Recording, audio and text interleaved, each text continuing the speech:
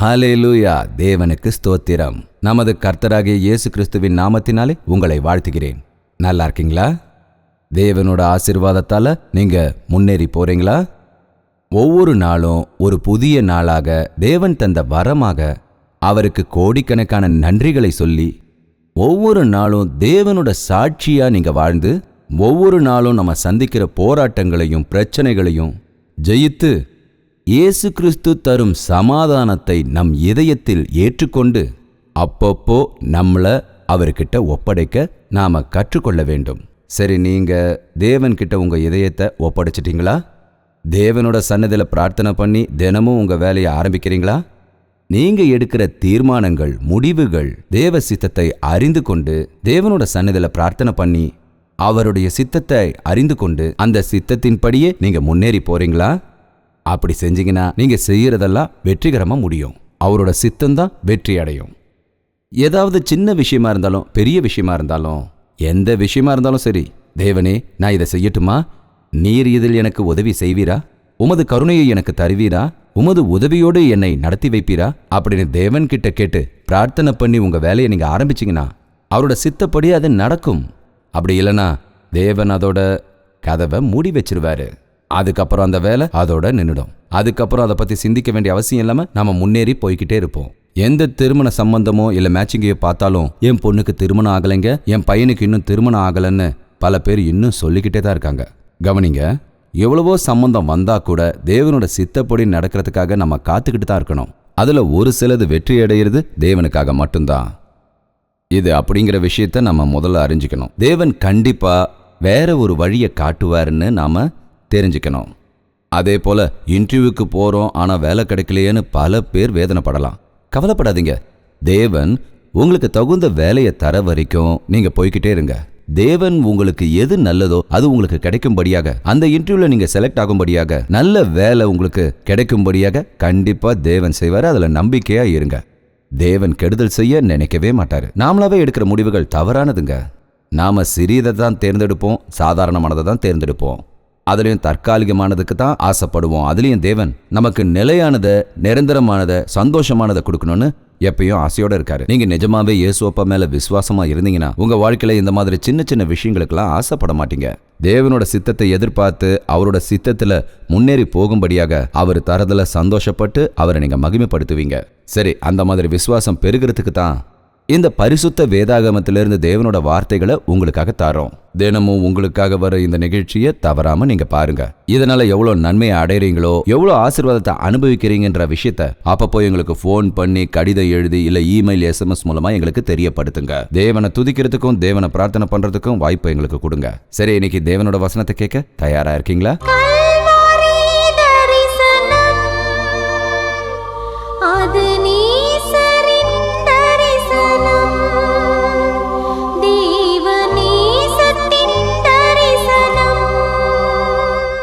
யோவான் எழுதிய நற்செய்தி 9வது அதிகாரத்திலிருந்து 1வது வசனத்தை படிக்கிறேன், கேளுங்க. அவர் அப்புறம் போகையில் பிறவியில் குருடனாகிய ஒரு மனுஷனை கண்டார். அவர் சீஷர்கள் அவரை நோக்கி, ரஃபி, இவன் குருடனாய் பிறந்தது யார் செய்த பாவம்? இவன் செய்த பாவமோ பெற்றவர்கள் செய்த பாவமோ என்று கேட்டார்கள். இயேசு கிறிஸ்து எப்பவும் அவரோட சீஷர்களோடையே இருப்பாரு. அப்படியே அவர் சீஷர்களோட ஒரு வீதியில போய்கிட்டு இருக்கும்போது அங்க அப்போ ஒரு பிறவி குருடன் இருந்தான். அவனை சீஷர்கள் பார்த்து, தேவனிடத்துல, தேவனே, இவன் குருடனாய் பிறப்பதற்கு காரணம் இவனா இல்லை இவனுடைய தாய் தகப்பனா அப்படின்னு அவர்கிட்ட கேட்டாங்க. கவனிச்சிங்கன்னா இன்னைக்கும் பல பேருக்கு இந்த மாதிரி சந்தேகங்கள் வரதுண்டு. சில குழந்தைகளை பார்க்கும்போது அவங்க பலவீனமா இருக்கிறதையும், அவங்க மனநிலை குன்றியவர்களா இருக்கிறதையும், அவங்க ஆரோக்கியம் இல்லாதவங்களா இருக்கிறதையும், பிறக்கும் பொழுதே பிள்ளைகள் வியாதியோட இருக்கிறதையும், இந்த மாதிரி எத்தனையோ விஷயங்களை நம்ம இன்னைக்கு பார்த்துட்டு இருக்கோம். பாவம் புண்ணியம் அறியாத இந்த பச்சிளம் குழந்தைகளுக்கு எதுக்கு இந்த வியாதி? எதுக்காக இந்த பலவீனம்? எதுக்காக இந்த சின்ன குழந்தைக்கு ஹார்ட் சர்ஜரி செய்யணும்? ஏன் இந்த குழந்தைக்கு இந்த மாதிரி ஒரு நிலைமை? அப்படிங்கிற கேள்வி நம்மள பல பேருக்கு இருக்கத்தான் செய்யுது. சாதாரணமா இப்போ நம்ம நாட்டில் இருக்கிற மாதிரியே அன்னைக்கு யூத தேசத்திலையும் இந்த மாதிரி இருந்தது. ஒருவன் நலிந்து போய் இருந்தானா, பலவீனமாய் இருந்தானா, ஆரோக்கியம் இல்லாதவனா இருந்தானா, அவன் நஷ்டத்திலையும் கஷ்டத்திலையும் இருந்தான்னா அவன் ஏதோ ஒரு பாவத்தை செஞ்சிருக்கான் அதனால தான் அவனுக்கு இப்படி ஒரு நிலைமை ஏற்பட்டிருக்கு அப்படின்னு சாதாரணமா நாம எல்லாரும் சொல்லுவோம். சில சமயம் அது உண்மையா கூட இருக்கும்னு நாம நினைப்போம். ஆனா சில நேரங்கள் சின்ன குழந்தைகள், பச்சிளம் குழந்தைகள், எந்த பாவமும் செய்யாத குழந்தைகள் வேதனையில இருக்கும்போது, ஆரோக்கியம் இல்லாம இருக்கும்போது, நொண்டியாவோ குருடாகவோ இல்ல வாய் பேச முடியாத உமையா இருக்கிற குழந்தைகளை பார்த்து ஏன் இந்த குழந்தைகள் இப்படி இருக்குன்ற கேள்வி நமக்கு தோன்றிக்கிட்டே தான் இருக்கும். பல முறை அவங்க தாய் தகப்பன் என்ன பாவம் செஞ்சாங்களோ இப்படித்தான் நாம சாதாரணமா நினைச்சுக்கிட்டு இருப்போம். நம்ம பாரத தேசத்துல பூர்வ ஜென்மத்துல அவங்க ஏதாவது பாவம் பண்ணிருப்பாங்க, அதனால தான் இந்த ஜென்மத்துல அவங்க அனுபவிக்கிறாங்கன்னு நாம சொல்லிக்கிட்டு இருப்போம். ஆனா வேத வாக்கியத்துல ஒரே ஜென்மந்தான், மனுஷங்க எல்லாருக்கும் ஒரே ஒரு வாழ்க்கை தான், அதுக்கப்புறம் மனிதர்கள் இறந்து போயிடுவாங்க, அதுக்கப்புறம் தீர்ப்புன்னு வேத வாக்கியம் சொல்லுது. தாய் தகப்பன்கள் செய்யற பாவங்கள் பிள்ளைகள் மேல விழறத நம்ம பார்க்கறோம். பிறக்கிற குழந்தைகள் பலவிதமான நோய்வாய்ப்பட்டு பிறக்கிறதையும் நாம பார்க்கறோம். அந்த மாதிரி குழந்தைகளை பார்க்கும்போது நாம உடனே இவங்க ஏதோ பாவம் செஞ்சிருப்பாங்க, இல்லைன்னா இவங்க தாய் தகப்பன்கள் பாவம் செஞ்சிருப்பாங்க, இல்ல வேற ஏதாவது காரணம் இருக்கும்னு நாம சொல்லிக்கிட்டே இருப்போம். அதே மாதிரி ஒரு சந்தேகத்தை தான் சீஷர்கள் தேவன் கிட்ட கேட்டாங்க. இவன் இப்படி குருடனா பிறக்கிறதுக்கு காரணம் இவனா இல்ல இவனோட தாய் தகப்பனா அப்படின்னு கேட்கும்போது தேவன் 3வது வசனத்துல சொல்லியிருக்காரு, இயேசு பிரதியுத்திரமாக, அது இவன் செய்த, இவன் பெற்றோர் செய்த பாவம் அல்ல, தேவனுடைய கிரியைகள் இவனிடம் வெளிப்படும் பொருட்டு இவன் இப்படி பிறந்தான் அப்படின்னு சொன்னார். இவன் செய்த பாவம் அல்ல, இவன் பெற்றோர்கள் செய்த பாவம் அல்ல, தேவனுடைய கிரியைகள் இவனிடம் வெளிப்படும் பொருட்டு இவன் இப்படி பிறந்தான் அப்படின்னாரு. அப்படின்னா இங்க நம்ம 3 முக்கியமான காரணங்களை பார்க்கறோம். ஒன்று, பாவத்தின் சம்பளம் மரணம். பாவத்தினால் வரக்கூடிய சாபங்கள், நோய்கள், பாவங்கள், சிரமங்கள், பலவீனம். 2வது, பல முறை பெற்றோர்கள் செய்த பாவத்தினால, தாய் தகப்பனோட முட்டாள்தனத்தால அவங்களுக்கு பிறக்கக்கூடிய பிள்ளைகள் பலவீனமாகவும் நோய்வாய்ப்பட்டவங்களாகவும் பிறக்கிறாங்க. தாய் தகப்பன்கள் செய்யற பாவம் பிள்ளைகளுக்கு வருதுன்றத நாம கவனிச்சு பார்த்தோம்னா, நம்ம ரத்தத்துல இருக்கிற ஜீன்கள்னு சொல்றாங்க இல்லையா, அதாவது நம்ம ரத்தத்துல இருக்கிற சுபாவங்கள், இது நம்ம பிள்ளைகளுக்கு கேட்காமலேயே போய் சேரும், சம்மதிக்கலைன்னா கூட போய் சேரும். அதனால தான் இன்னைக்கும் பல பிள்ளைகள் பலவிதமான நோய்களோடையும் பலவிதமான கவலையோடையும் இருக்காங்க. அது மட்டும் இல்லாம அவங்க தாய் தகப்பன்கள் தவறுகள் செய்து அப்பப்போ குற்றங்கள் செய்யறதுனால அவங்களுக்கு பிறக்கிற குழந்தைகள் அந்த அசிங்கத்தையும் அவமானத்தையும் அனுபவிக்கிறாங்க. தாய் தகப்பன்மார்கள் ஆடம்பரமா வாழ்ந்து அவங்க கிட்ட இருக்கிற பணத்தெல்லாம் இழந்து கடன்கள் வாங்குறதுனால பிள்ளைகளும் அதை அனுபவிக்கிறாங்க இல்லையா. தரித்திரரா வாழற தகப்பன்மார்கள் பிள்ளைகளுக்கும் அந்த தரித்திரத்தை பரிசா கொடுத்துட்டு போறாங்க இல்லையா. இப்படிப்பட்ட ஒரு நிலையில தான் இன்னைக்கு பல பேர் உலகத்துல இருக்கிறத நம்ம பார்க்கறோம்.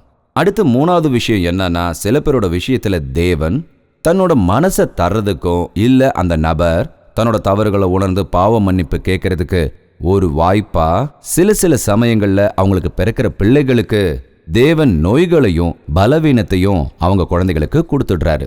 அதனால நம்ம தவறுகள் செய்து அதோட பிரதிபலனை அனுபவிக்கும் போது இது ஏதோ நமக்கு தேவன் தந்ததுன்னு நாம நினைக்க கூடாது. எதனால நான் இப்படிப்பட்ட ஒரு நிலையில இருக்கன்றத நம்ம தெரிஞ்சுக்கிறது முக்கியம். அந்த வீதியில இருந்த பிறவி குருடன் தேவனோட கண்ணில் தென்பட்டான். கவனிங்க, இந்த உலகத்துல பல பேரு கெட்டதுல இருக்காங்க, நாசமானதுல இருக்காங்க, தரித்திரத்துல இருக்காங்க, குறிக்கோள் இல்லாம இருக்காங்க. அவங்க என்னவோ அவங்க வாழ்க்கையே ஒரு சேலஞ்சாவே நினைச்சுக்கிட்டு இருக்காங்க. அது அவங்க பலவீனம்னு சொல்றதுக்கு பதிலா அவங்க சவால் செய்யறவங்களா இருக்காங்க. அதை நம்மளால அறிந்து கொள்ள முடியுது. நமக்கு 2 கால் இருக்கிறதுனால நம்மளால நடக்க முடியுது, அவங்களுக்கு கால் இல்லைன்னா கூட அவங்க நடக்கிறாங்க. அவங்க தன்னோட கைகளை கால்களா நினைச்சு நடக்கிறாங்க. அவங்க பலவீனமா இருந்தாலும் கூட அதை பத்தி அவங்க எப்பவும் கவலைப்படாம தைரியமான வாழ்க்கையை வாழ்ந்துகிட்டு இருக்காங்க.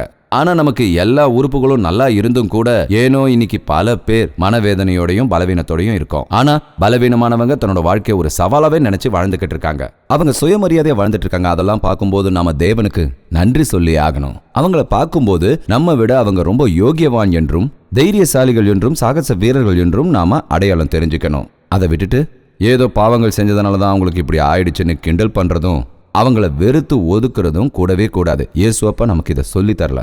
அது மட்டும் இல்ல, இயேசுவப்பா கருணையா இருக்கிறதுனால தான் அப்படி ஒரு மனிதனை பார்த்து அவனுக்கு அற்புதத்தை காட்டினாரு. இயேசுவப்பா அவனுக்கு கண்களை கொடுத்தாரு, ஊமைய அவர் பேச வச்சாரு, ஊனமானவன் எழுந்து ஆட ஆரம்பிச்சிட்டான். தேவன் அற்புதங்களை செய்யற தேவனா இருக்காரு. இன்னைக்கும் கூட நாம செஞ்ச பாவங்கள்ல இருந்தும் நமக்கு கிடைச்ச சாபத்துல இருந்தும் விடுவிக்கிறதுக்கு நம்மளுடைய தேவனாகிய இயேசு கிறிஸ்து தயாரா இருக்காரு. இயேசு அப்பாவோட நாமத்துல விசுவாசம் வைங்க. அவர் உங்க வாழ்க்கையில் இருக்கிற குறைகளையும் பிரச்சனைகளையும் கவலைகளையும் தீக்கிறவரா இருக்காரு. ஒருவேளை உங்க வீட்டுல யாராவது பலவீனமானவர்களா, யாராவது அவய குறைபாடுகள் உள்ளவர்களா இருந்தா தயவு செஞ்சு அவங்கள கிண்டல் பண்ணாதீங்க, அவங்களுக்கு மனவேதனை தராதீங்க. அவங்களுக்கு பலத்தை கொடுத்து அவங்க பலவீனத்தை போக்குறதுக்கு தேவன் இருக்காருன்ற விசுவாசத்தோட இருங்க. ஒருவேளை உங்க வீட்டில் யாராவது மென்டலி அஃபெக்டட் பர்சன் இருப்பாங்க இல்லையா, அவங்க மூளை வளர்ச்சி அடையாதது மூலமா அவங்களோட growth சரியா இல்லாம இருக்கிறதுனால அவங்க 10 மாச குழந்தை மாதிரியும் 2 வயசு குழந்தை மாதிரியும் நடந்துப்பாங்க. 20 வயசு ஆனாலும் சரி அவங்க 5 வயசு குழந்தை மாதிரி தான் நடந்துப்பாங்க. சில பேரால பேச முடியாம, சில பேரால நடக்க கூட முடியாம போயிடும். இப்படி இருக்கிற பல பேரை நாம பார்க்குறோம். அப்படிப்பட்டவங்களை நம்ம பார்க்கும்போது ஏளனமா பார்க்காம அவங்க மேலேயும் தேவன் அன்பு செலுத்துறாருன்னு, அவங்களுக்கும் ஆத்மா இருக்குன்னு, அவங்க கிட்ட கூட தேவனோட சித்தம் ஏதோ ஒன்று இருக்கிறதையும் நாம தெரிஞ்சுக்கணுங்க. ஏன்னா தேவன் எல்லார்கிட்டையும் அன்பு செலுத்துறாரு. ஒருவேளை நீங்க கேட்கலாம், ஏன் அந்த மாதிரி வளர்ச்சி இல்லாம, மூளை இல்லாம, பலவீனமா பிள்ளைகள் பிறக்கிறாங்கன்னு கேட்கலாம். நல்லா கவனிங்க, நீங்க முக்கியமான ஒரு விஷயத்த கவனிச்சாகணும். சும்மா நம்ம தேவனை குற்றம் சொல்லிட்டு இருக்காம தேவன் சொன்னபடி நாமெல்லாம் நடந்துக்கிறோமா? நம்ம சரீரத்தை தேவனோட தேவாலயமா நம்ம காப்பாத்திக்கிறோமா? திருமணத்துக்கு முன்னாடியே தவறான உறவுகளை வச்சுக்கிட்டு தன்னோட இஷ்டப்படி வாழ்ந்து கரு கலைப்பு மாத்திரைகளை சாப்பிட்றவங்க அவங்க வாழ்க்கையில இந்த மாதிரி சூழ்நிலைகளை சில நேரங்களில் எதிர்கொள்வாங்க. உங்களுக்கு தேவன் இட்ட கட்டளைகளை மீறி அசிங்கமான வாழ்க்கைக்கு இடம் கொடுத்து பரிசுத்தத்தை இழந்து நோயோட கூடிய குழந்தைகளை அவங்க பெற்றெடுக்கிறாங்க. இது யாரோட பாவம் சொல்லுங்க? அதனால தான் ஒருத்தன் திருமணம் ஆனதுக்கு அப்புறம் அவனோட வாழ்க்கைய ரொம்ப முக்கியமா, ரொம்ப ஜாக்கிரதையா சரி பண்ணிக்கிட்டு கணவன் மனைவியா 2 பேரும் சேர்ந்து பிரார்த்தனை பண்ண பழகிக்கணும். தனக்கு பிறக்கக்கூடிய குழந்தை ஆசீர்வாதகரமானதா இருக்கணுங்கிறதுக்காக அவங்களோட உடல் நலத்துல ஜாக்கிரதையா இருக்கணும். எத்தனையோ சகோதரிமார்கள் இன்னைக்கு சரியான ஆகாரங்களை எடுத்துக்காம, சரியா ஓய்வு எடுத்துக்காம இருக்கிறதுனால, இன்னும் சொல்லணும்னா கர்ப்பவதியா இருக்கிற காலங்களில் கூட வேலைக்கு போய்கிட்டு அங்க பல சிக்கல்களை சந்திக்கிறாங்க. அதனால அவங்க கர்ப்பத்துல இருக்கக்கூடிய குழந்தை அவய குறைபாடுகளோட இருக்கிறதும் அதிகமான பலவீனத்தோட இருக்கிறதையும் நம்ம பார்க்கறோம். இதுல தேவனை குறை சொல்றதுனால நமக்கு எந்த விதமான பிரயோஜனமும் இல்லைங்க. நீங்க ஜாக்கிரதையா இருக்க வேண்டியதுதான் அவசியம். எப்பவுமே தேவன் தன்னோட வேலையை செஞ்சுக்கிட்டே இருக்காரு. நம்ம கடமைகளையும் அவர் செய்ய சொல்லியிருக்காரு. நம்ம கடமைகளை நம்ம சரிவர செய்யலன்னா தேவனோட காரியங்கள் பூர்த்தியாகாதுன்னு நம்ம பேர்ல அவர் ரொம்ப அன்பா இருக்காரு. அவர் சர்வ சக்தி கொண்டவர், எல்லாமே தெரிஞ்சவர். ஆனா அவரோட கிரியைகளுக்கு நம்மளை பயன்படுத்திக்கணும்னு ரொம்ப ஆசையோட இருக்காரு. நம்ம வளர்ச்சியை பார்த்து ரொம்பவே ஆனந்தப்படக்கூடியவரா இருக்காரு. அதனால பிரியமான சகோதர சகோதரிகளே, ஒருவேளை உங்க வீட்லயோ, உங்க சொந்தக்காரங்க வீட்லயோ, இல்ல உங்களை சுத்தி இருக்கிறவங்க வீட்லயோ இது போல பார்வை இழந்த குழந்தையோ, நடக்க முடியாத குழந்தையோ, ஊனமா இருக்கிற குழந்தையோ, இல்ல உடல்நலம் குன்றிய நோய்க்கு அடிமையா இருக்கிற குழந்தைகளை நீங்க பார்க்கும்போது அவங்கள அலட்சியப்படுத்தாம, அவங்க ஏதோ பாவம் செஞ்சாங்க, இல்ல அவங்க தாய் தகப்பன் பாவம் செஞ்சாங்கன்னு அவங்கள ஒதுக்கி வைக்காம, தேவனே நீங்க உங்க அற்புத காரியங்களை இவங்க மேல செய்யுங்க, இவங்களை குணப்படுத்தி உங்க வல்லமையை நிரூபிச்சு காட்டுங்க அப்படின்னு தேவன் கிட்ட அவங்களுக்காக நாம பிரார்த்தனை பண்ண பழகிக்கணும். அதனாலதான் உங்களோட பலவீனத்துக்காக தேவன் கிட்ட வேண்டிக்கிட்டு உங்களை போல பலவீனமானவங்களை பலவானா தேவன் ஆக்குவாருன்ற நம்பிக்கையோட பரிசுத்த வேதாகமத்திலிருந்து நற்செய்திகளை உங்களுக்கு சொல்றோம். இயேசு அப்பா அந்த பிறவி குருடனை பார்த்து ஆறுதலா 4 வார்த்தை சொல்லிட்டு அவர் அங்கிருந்து போல. அவர் என்ன பண்ணார் தெரியுமா? 6வது வசனத்தை கவனிங்க. இவைகளை சொல்லி அவர் தரையிலே துப்பி உமிழ்நீரில் சேற்றை உருவாக்கி அந்த சேற்றை குருடனின் கண்களிலே பூசி, நீ போய் சிலவோன் குளத்திலே கழுவு என்று அவனிடம் சொன்னார். தேவன் இங்க என்ன பண்ணார்னு சொல்லுங்க? தரையிலே உமிழ்ந்து சேற்றை உண்டாக்கி அந்த சேற்றை அவன் கண்களில் பூசி, நீ சிலவோன் குளத்திற்கு சென்று கழுவிக்கொள் என்று சொன்னார். இங்க நாம ஒரு முக்கியமான விஷயத்தை கவனிச்சாகணும். இயேசு அப்பா பல குருடர்களுக்கு கண் பார்வைகளை கொடுத்திருக்காரு. அவரோட கரங்களை அவங்க கண்கள் மேல வச்ச உடனே அவங்க பார்வை பெற்றாங்கன்னு எழுதப்பட்டிருக்கு. ஆனா இவனோட விஷயத்துல தேவன் என்ன பண்ணிருக்காருன்னு பாருங்க. தரையிலே உமிழ்ந்து சேறு உண்டாக்கி அந்த சேரை அவனோட கண்கள்ல பூசினாரு.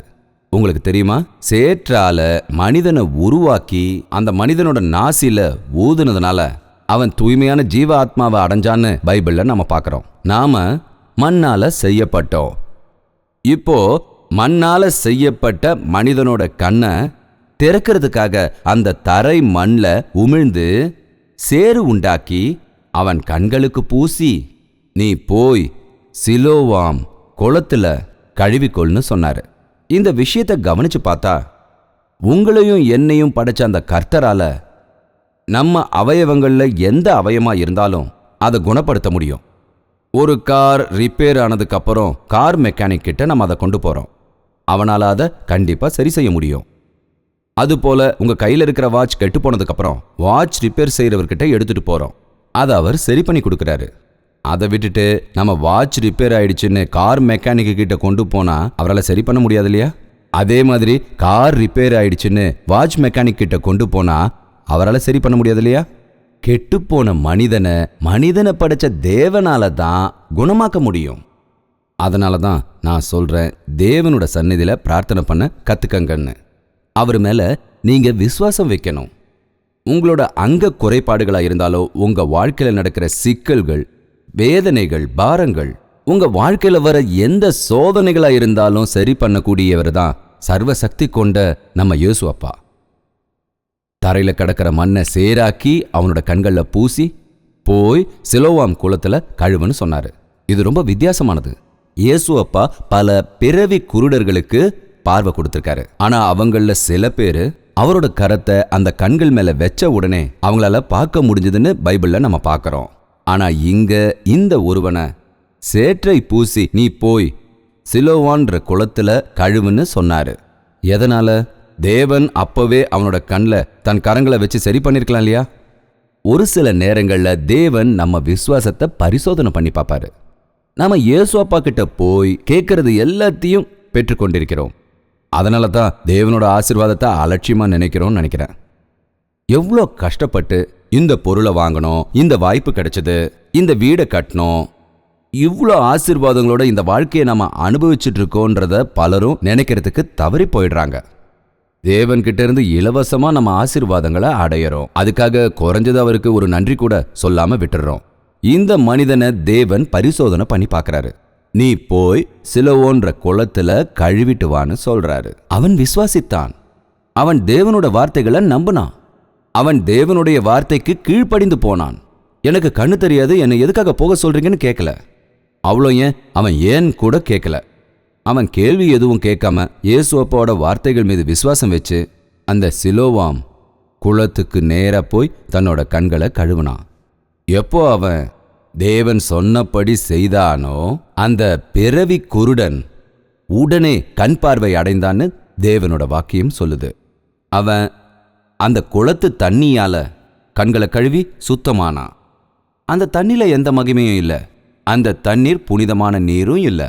சிலோவாம்ங்கிற இடத்துல இருக்கிற நீர் சொனையிலிருந்து வாய்க்கால் மூலமா குளமா சேர்றதுக்கு எசேக்கியேல் ராஜா காலத்துல அது வெட்டப்பட்டது. அது பூமிக்குள்ளிருந்து ஊத்தெடுக்கிறதுனால அந்த சுனை நீர் ரொம்ப குளிர்ச்சியா இருக்கும். அது ரொம்ப சுத்தமானதாகவும் களங்கமில்லாததாகவும் இருக்கும். ஆனாலும் கூட தேவன் சொன்ன வார்த்தைகளினாலே அவன் குணமானானே தவிர அந்த தண்ணில எந்த விதமான அற்புதங்களும் இல்லை. நாம பலமுறை தேவனோட வார்த்தைகளை நம்பாம அவர் சொல்ற வார்த்தைகளை நாம அலட்சியமா எடுத்துக்கிறோம். அதனாலதான் பலமுறை நம்மளோட வாழ்க்கையில அவர் செய்யற அற்புதங்களை காண முடியாம போயிடுது. உங்களில் ஒருவன் வியாதிப்பட்டவனானால் எண்ணெய் பூசி ஜெபம் பண்ணுங்கள், அப்பொழுது அவன் பாவங்கள் மன்னிக்கப்படும், அவன் நோயிலிருந்து குணமாவான்னு பைபிள்ல சொல்லப்பட்டிருக்கு. ஆனா இன்னைக்கு பல பேரும் என்னதான் நம்மளை குணமாக்குதுன்னு நினைச்சுக்கிட்டு இருக்காங்க. ஐயா ஜெபம் பண்ணி கொடுத்த எண்ணெயில அற்புதமான சக்திகள் இருக்குன்னு நம்புறாங்க. அதனாலதான் எண்ணெய் பாட்டில பல பேரும் வாங்குறாங்க. வாங்கி கொண்டு வந்து கொடுத்து பிரார்த்தனை பண்ணுங்கன்னு சொல்றாங்க. எண்ணெயை பூசி பிரார்த்தனை செய்யுங்கன்னு சொன்னா நம்ம வீட்டில் ஒரு பொருளை போல அந்த எண்ணெயை வச்சுக்கிட்டு நாம அதை வெறும் மருந்து மாதிரி தான் பயன்படுத்துறதுக்கு முயற்சி பண்றோம்.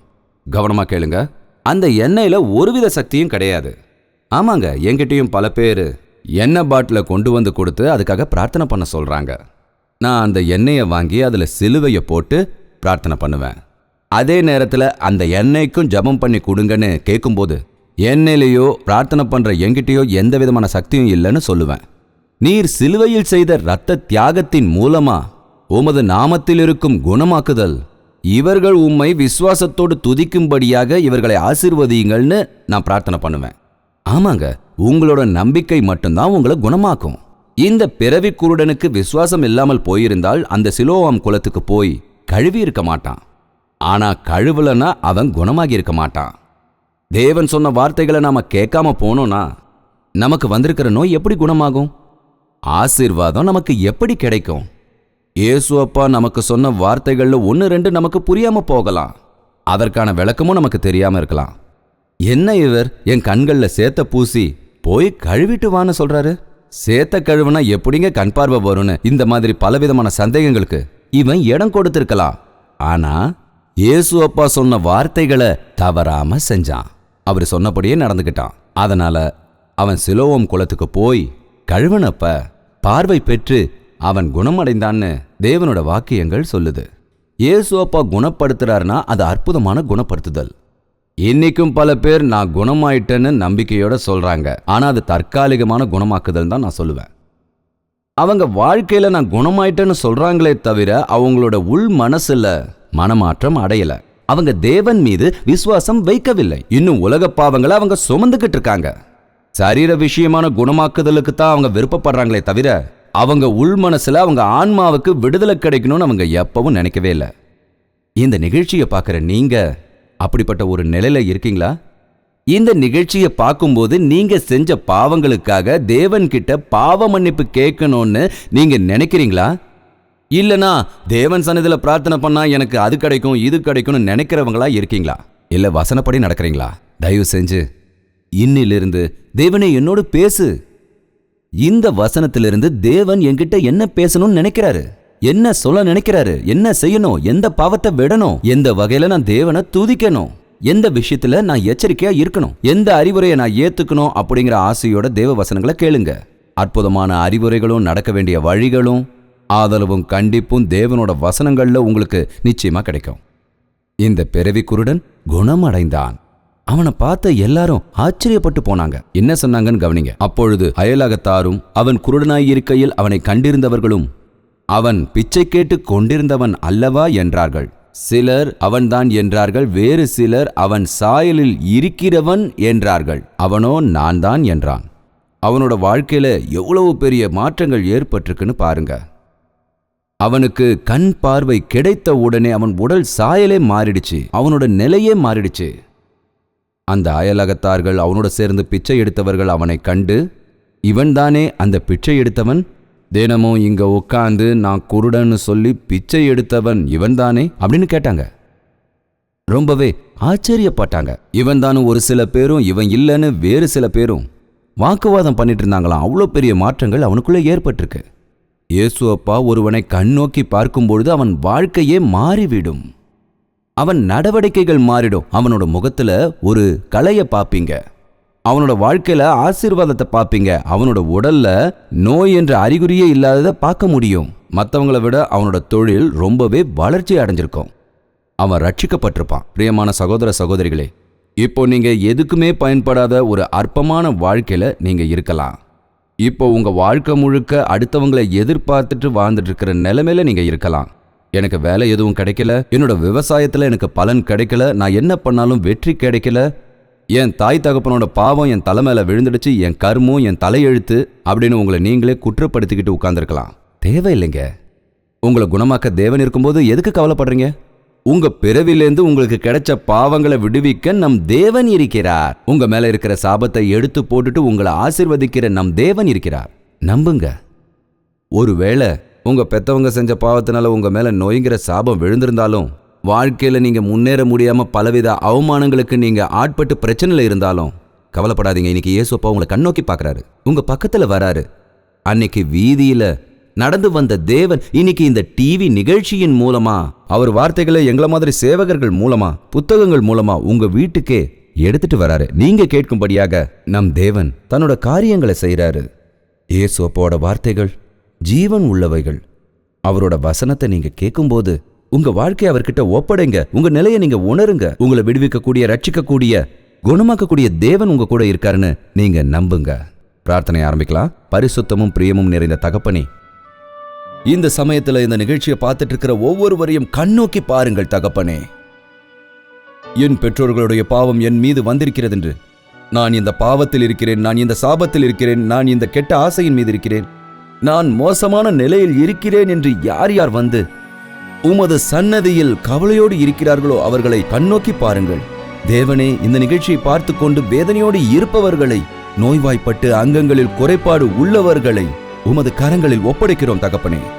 அவர்கள் செய்த பாவத்தின் மூலமாகவோ, அவர் பெற்றோர் செய்த பாவத்தின் மூலமாகவோ, அவர்களுக்கு பாவங்கள் வந்திருந்தாலும் உமது மகிமையின் மூலமாக அவர்களின் நிலையை மாற்றுங்கள் தகப்பனே. உமது அற்புத கிரியைகளை நடத்தி வையுங்கள். நோய்வாய்ப்பட்டு அங்கங்களில் குறைபாடு உள்ளவர்களை குணமாக்கக்கூடிய அற்புதமான தேவன் நீர் இருக்கிறீர் என்று பலவீனத்தை பலமாய் மாற்றி உமது நாமத்தை மகிமைப்படுத்துபவர்களாக உமது கரத்தினில் ஒப்படைக்கிறோம். இந்த நிகழ்ச்சியை பார்த்து கொண்டிருப்பவர்கள் ஒவ்வொருவரையும் நீர் கண்ணோக்கி பாருங்கள் தகப்பனே. அவர்கள் மீது இருக்கும் சாபங்களை அழித்து விடுங்கள். அவர்கள் பெற்றோர் செய்த பாவத்தினால் அவர்களுக்கு எந்த பாதிப்பும் இல்லாமல் காப்பாற்றுங்கள் தகப்பனே. பரிசுத்த சுபாவத்தையும் பரிசுத்த இதயத்தையும் உமக்காக வேண்டிக் கொண்டு உமது சத்திய வழியில் நடப்பதற்கு எங்களுக்கு உதவி செய்யுங்கள். உமது பரிசுத்த ஆத்ம காரியத்தை அவர்கள் மீது நடத்தி வையுங்கள். இதை இயேசு கிறிஸ்துவின் நாமத்தினாலே கேட்கிறோம் தகப்பனே. ஆமேன்.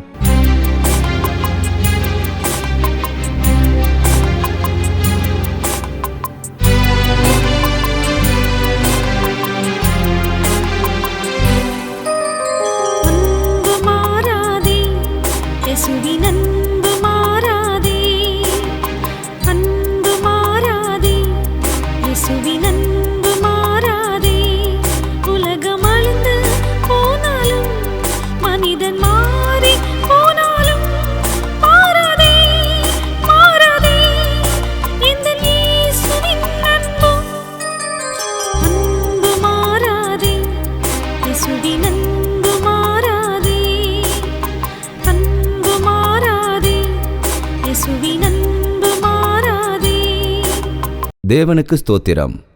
என்னோட கர்மம், என்னோட தலையெழுத்து அப்படின்னு கவலையே படாதீங்க. உங்களோட சாபத்தை எடுத்தெறிய தேவன் இருக்காரு. உங்களோட பலவீனத்தை தூக்கி எறிகிற தேவன் இருக்காரு. நீங்க இயேசு அப்பாவை நோக்கி விசுவாசமா கூப்பிடுங்க. நிச்சயமா ஒரு அற்புத காரியம் உங்க வாழ்க்கையில நடக்கும். நீங்க இதுவரைக்கும் செஞ்ச தவறுனால கிடைச்ச நோயினால ஏற்பட்ட கவலைகள், நோய்கள், பலவீனங்கள், இதிலிருந்து தேவன் விடுவித்து அவர் நாமத்தை மகிமைப்படுத்த வேண்டும், உங்களை ஆசீர்வதிக்க வேண்டும் என்று விரும்புகிறாரு. உங்க பெற்றவர்கள் செஞ்ச பாவத்தினால நீங்க பல வகையில நலிந்து போய் ரொம்பவே வேதனையோட இருக்கலாம், பலவீனப்பட்டு இருக்கலாம், நோய்வாய்ப்பட்டிருக்கலாம். இயேசு அப்பா இதிலிருந்து உங்களை விடுவிக்கக்கூடியவரா இருக்காரு. ஒவ்வொரு சாபத்தையும் எடுத்தெறிகிற தேவன் உங்க தாய் தகப்பனோட பாவத்தையும் எடுத்தெறிந்து உங்களை மன்னிக்கிறதுக்கு தயாரா இருக்காரு. அதுக்கு நீங்க உங்க பாவத்துக்காகவோ உங்க பெற்றோர் பாவத்துக்காகவோ பாவ மன்னிப்பு கேளுங்க. அதை தேவனோட பாதத்துல ஒப்படைச்சிட்டு அதை மறந்துடுங்க. இப்பொழுதே தேவனுடைய கரங்கள் உங்களை அணைத்து அற்புதமான காரியங்களை உங்களோட வாழ்க்கையில நிகழ்த்துவாரு. உங்களுக்காக நாங்களும் பிரார்த்தனை பண்ணணும்னு விருப்பப்பட்டா உங்க பேரு, முகவரிகளை எங்களுக்கு தெரியப்படுத்துங்க. அதை தேவன் சந்நிதியில உங்களுக்காக விண்ணப்பிக்கிறதுக்கு நாங்க எப்பவும் தயாரா இருக்கோம். நீங்களும் பிரார்த்தனை பண்ணுங்க. தேவனோட அற்புத காரியங்களை அனுபவிப்பீங்க.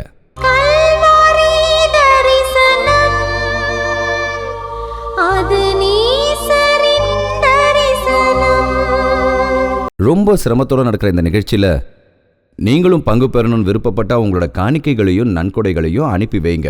நீங்க கேட்டுக்கிட்டபடி ஆன்லைன் அக்கௌண்ட் நம்பரை ஸ்கிரீன்ல போட்டிருக்கோம்.